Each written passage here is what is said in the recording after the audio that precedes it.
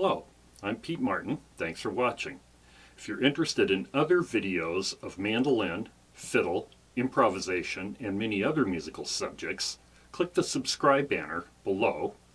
And if you want to be notified when I post new videos, click the bell icon right next to it.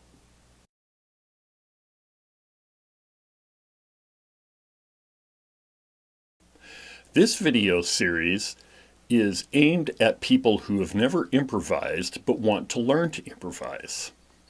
It's also good for people who currently improvise but would like to add some other knowledge and ideas to their improvisations.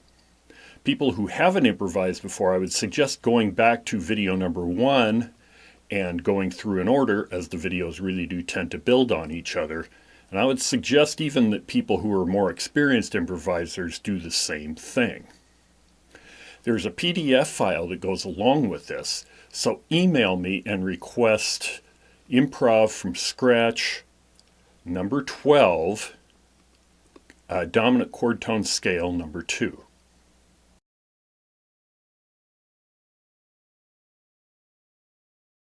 Video number 11, the video before this one, introduced the dominant chord tone scale, so make sure that you're comfortable with everything in that video before going on to this one. The first thing we need to do is review the G dominant scale, which is the notes G, A, B, C, D, E, F, and G. This is example number 1. And you see it here.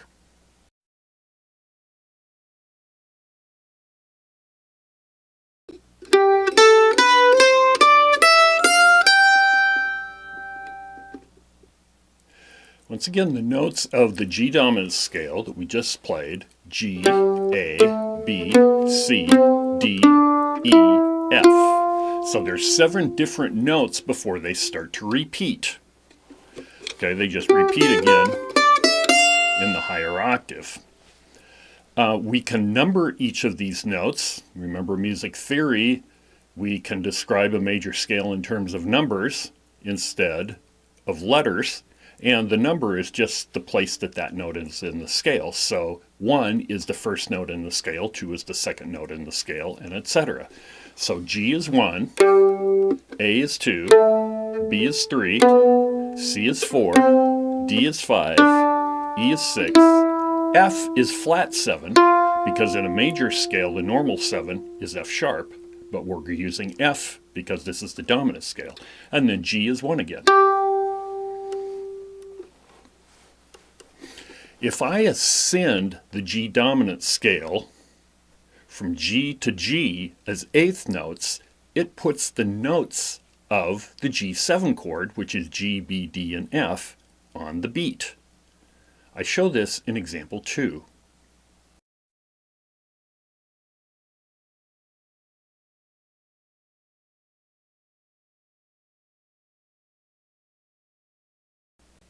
Here I play example 2 against a G7 chord sound so you can hear how it sounds with the chord and how the two sounds sync together.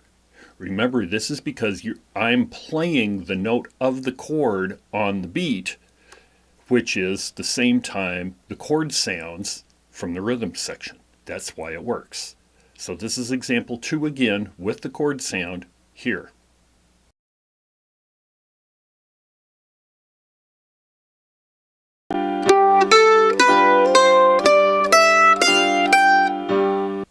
If I ascend the G dominant scale starting at G and go up to F and then turn around and descend back to G, it puts the notes G, B, D, and F, which are the notes of the G7 chord, on the beat.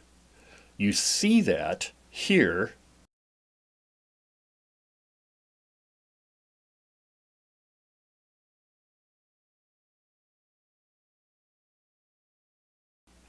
I play example 3 here.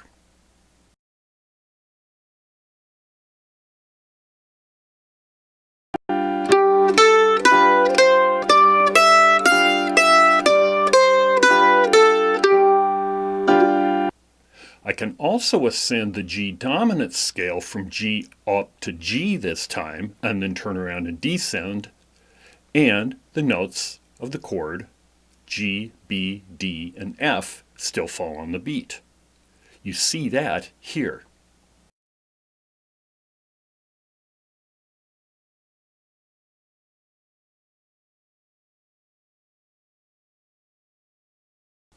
I play example 4 here.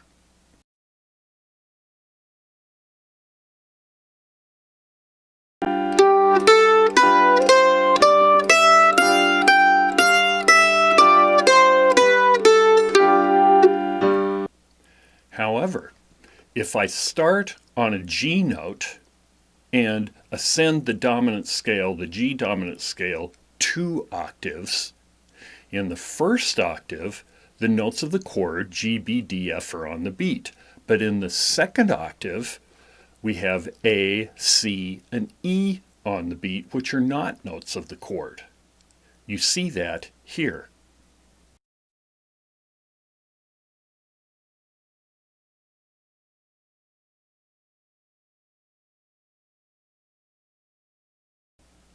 So I play this 2-octave scale in example 5, and notice how the first measure sounds fine, but the second measure does not sound good at all.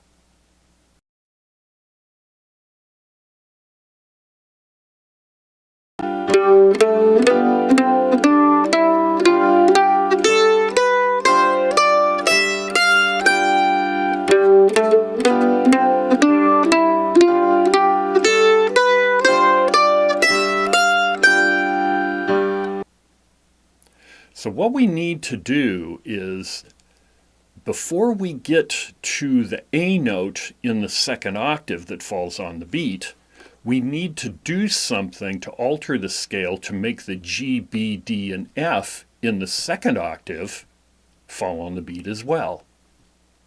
One way I've heard my favorite players do this is to insert an extra note after the F note. And it really doesn't matter what that note is, but in this first instance, we're just going to play the F note twice. Now, everything we're playing is an eighth note, so the extra note we insert is simply an extra eighth note. This is example 6, and you see it here.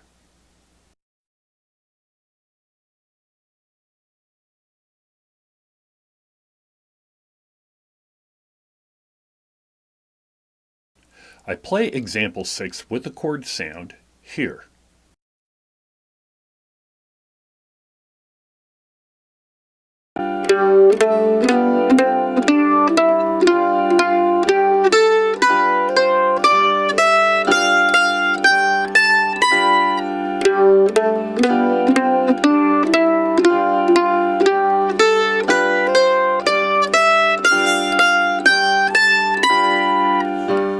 So notice how adding that extra note made the entire line sound good and not just the first octave of the line.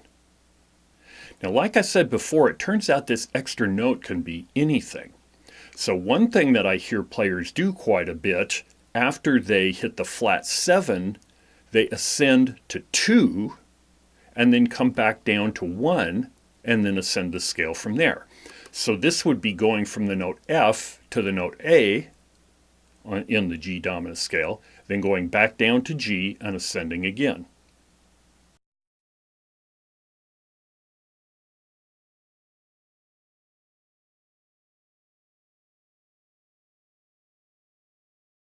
This is example 7, and I play that here.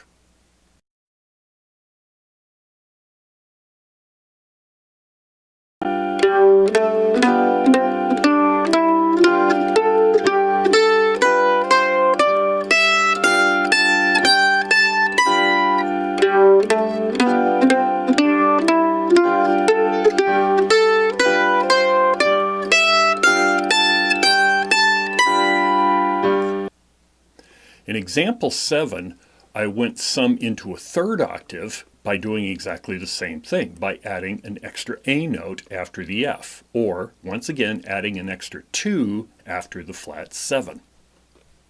Now, like I said, this extra note can be anything. So this time I'm going to put in an extra 5 note or an extra D.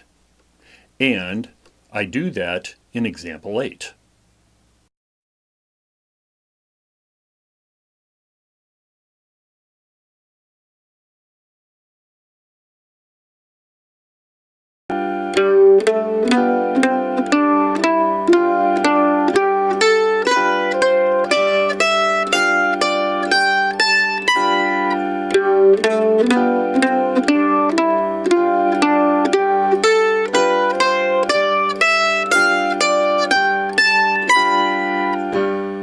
So notice that either the extra D note or the extra A note sound fine. Once again, it doesn't really matter what this is, so you might want to try a bunch of different notes and see if there's anything that you really like. And also remember earlier I played 2 F notes in a row. It probably sounds a little better to most people's ears to play a different note, but the 2 F notes in a row does work. Okay, there's 2 other things we can do. One is we can simply turn the F note that's already in the scale into a quarter note and not worry about an 8th note, an extra 8th note, but just play that as a quarter note. The other thing that we can do is instead of inserting an extra 8th note, we can just play an 8th note rest. I show both of these in example 9.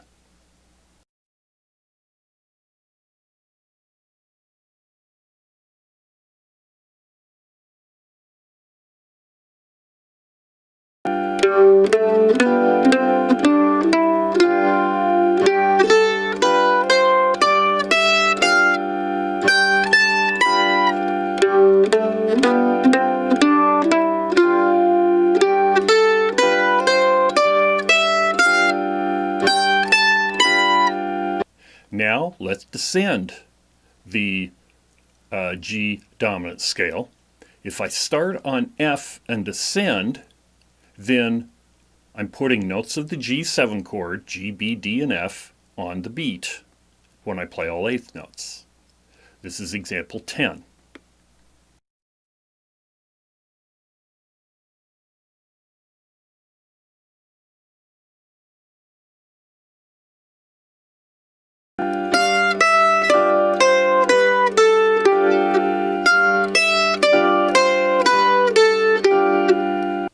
However, if I start on a G note and descend the G dominant scale, now the only note that is the chord tone that's on the beat is that very first G, and the rest of them are not. We see this in example 11.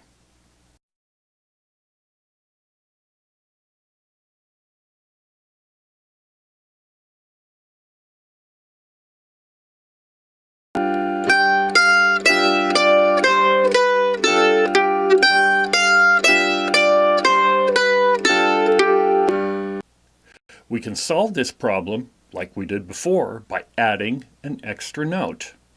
So in example 12, I add an extra A note after G. So I'm adding an extra 2 after I play 1.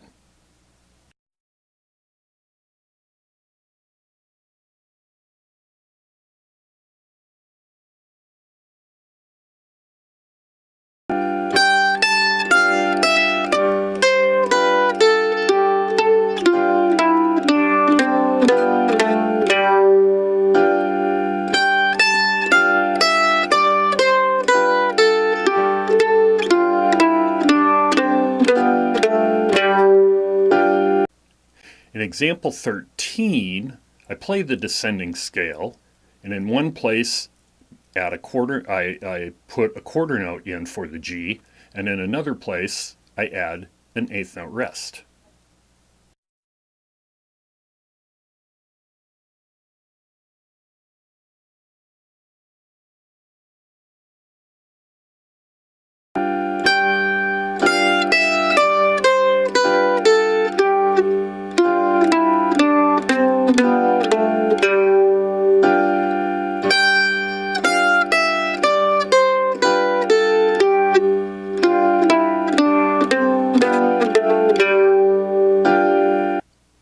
We now have two different ways of making the chord tone scale, the dominant chord tone scale, from the dominant scale. Remember, the first one, which we learned in the previous video, was to just remove the sixth note of the scale.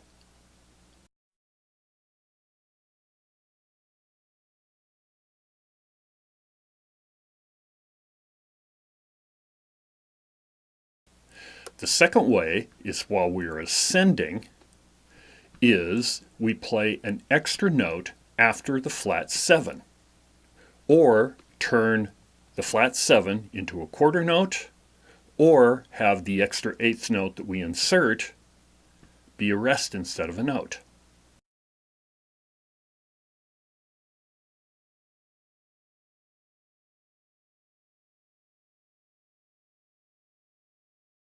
And the final rule is, if we're descending, when we get to the root, we either turn the root into a quarter note, or we add an extra eighth note or an eighth note rest.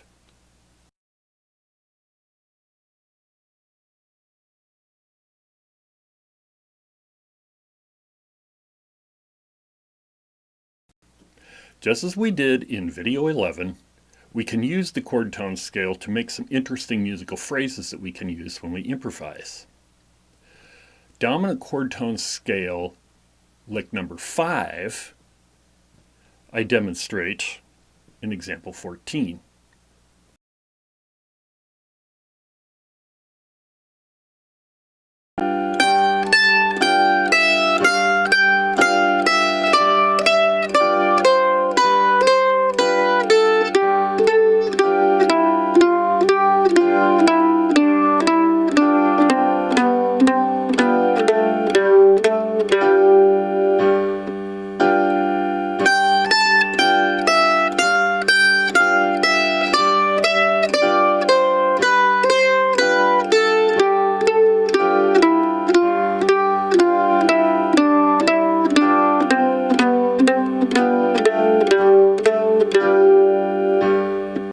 Example 15 shows dominant CTS lick number 6.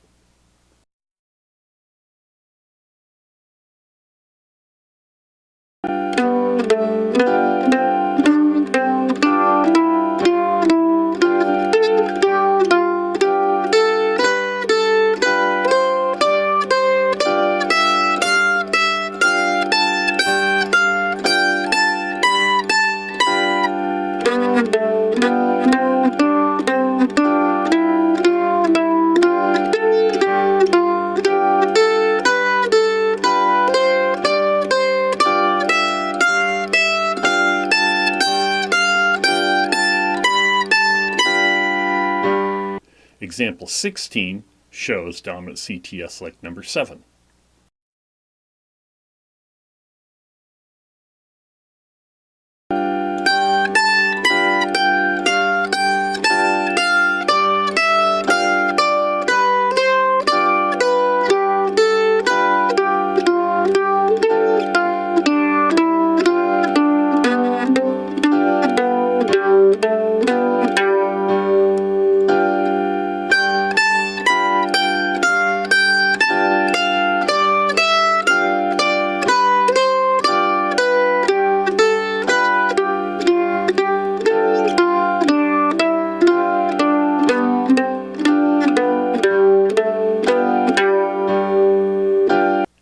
Example 17 shows dominant CTS lick number 8.